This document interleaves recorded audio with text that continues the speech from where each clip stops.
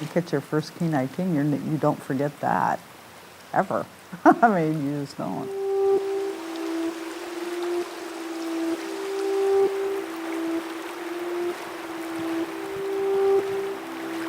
It was a 67-pound male king, and I've got pictures. That fish was as long, as tall as I was.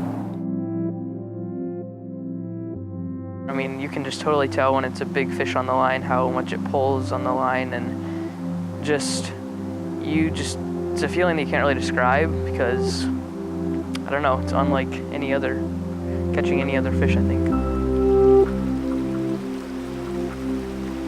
When I thought I really had it, right where I wanted it, it started coming towards me. And then all of a sudden, you're reeling up and hoping that it doesn't spit out the hook.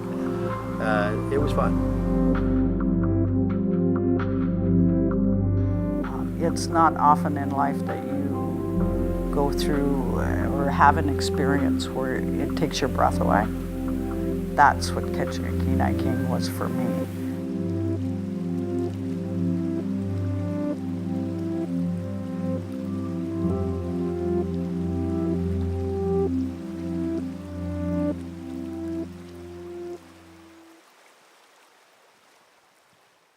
Right now, we are dealing with historic low abundance, the lowest total returns of king salmon that we've seen over that time period. What's really discouraging to me is the lack of acceptance that there is among particular groups in the fisheries that we're dealing with low levels of abundance. King fishing is the bread and butter. It's what draws people to the peninsula more than anything else. We've got trout fishing, we've got sockeye fishing, we've got silver fishing. But a lot of times those are secondary things that people do when they can't do their king fishing. But the dream for everyone is to come out here and get their king. I haven't actually turned a fish in for mountain since, I don't know, maybe 6 years ago.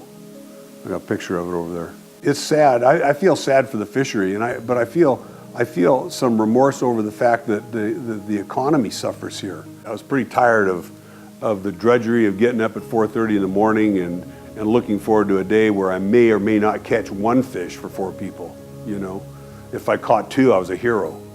The cottages are the ones that suffer first because people come here to fish. They don't come here to play golf, but then they will play golf after they've caught their fish. And that's primarily, from about June 1st to July 15th. And we're probably down an average of 30% as a result of the fact that the king salmon's, fishing has been either halted or restricted. You never know what's going to happen. I mean, you never know if the river's going to be open from one day to the next. It's frustrating for the guides, it's frustrating for the fishermen, and it's frustrating for the business owners because this is our livelihood. I think from when we reached our peak in June to what we end up the last couple of years, we've dropped in those first 2 months for the first king run almost over 65% fewer booked nights. I think it's a little worrying knowing that when I'm older and when I have kids, just knowing that they won't be able to have that same feeling of catching a king. I really hope that there's still fish around when I'm 40 years old. There needs to be paired restrictions shared across both the set net and sport fishery, and they need to be reasonable and equitable in manner, and they're not at the current time. For the life that we have here in South Central Alaska, it's a huge resource for me to not only hang on to my native identity by having the tools that the sports fishery offers to help me raise my family in a way that maintains our value system. The tools are different, the lessons are the same.